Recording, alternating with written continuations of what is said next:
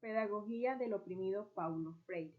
La metodología de enseñanza-aprendizaje en la pedagogía del oprimido de Paulo Freire se fundamenta en un enfoque liberador que busca la concienciación y la emancipación de los individuos.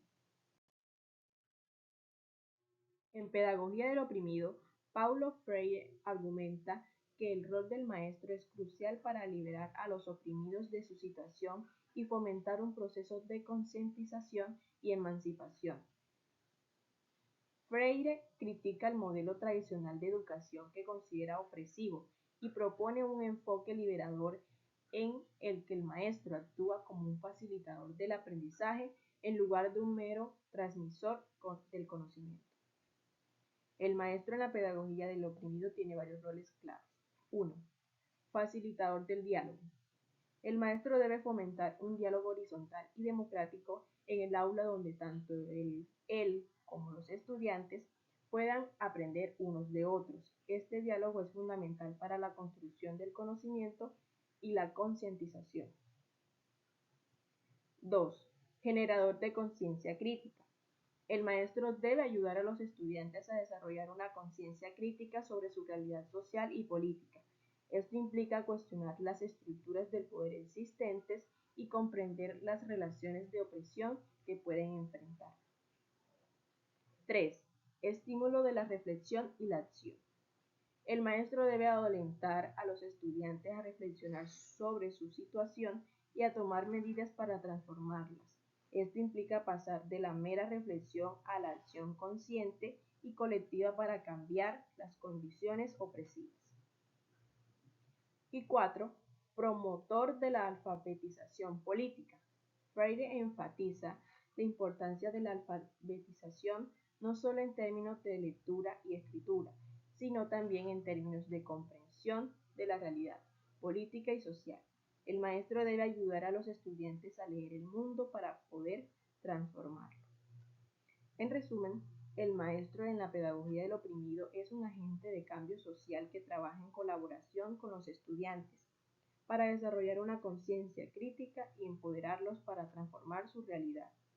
Freire ve al maestro como un facilitador de la libertad y la emancipación de los oprimidos. Rol del estudiante.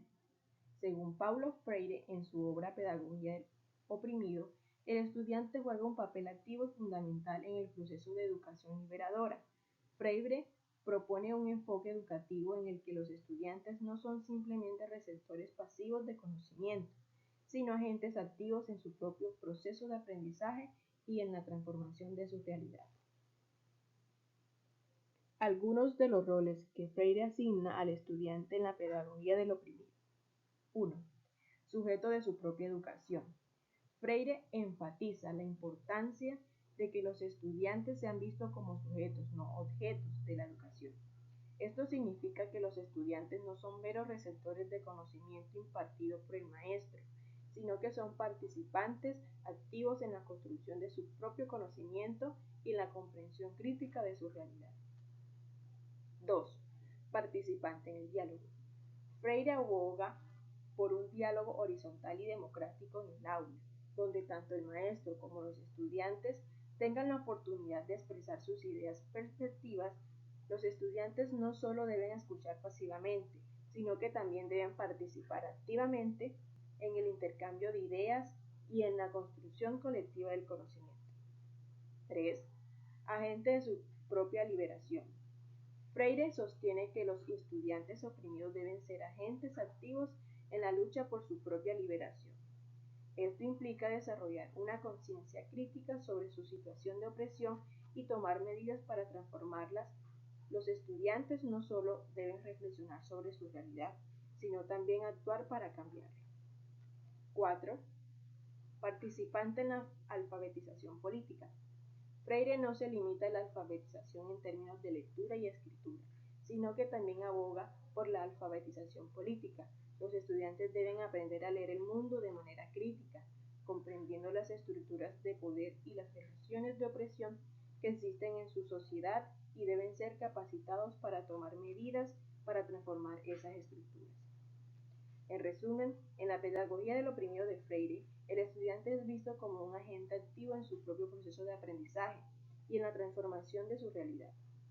Los estudiantes no solo deben adquirir conocimientos, sino también desarrollar una conciencia crítica y asumir un papel activo en la lucha por su propia liberación y la transformación de la sociedad.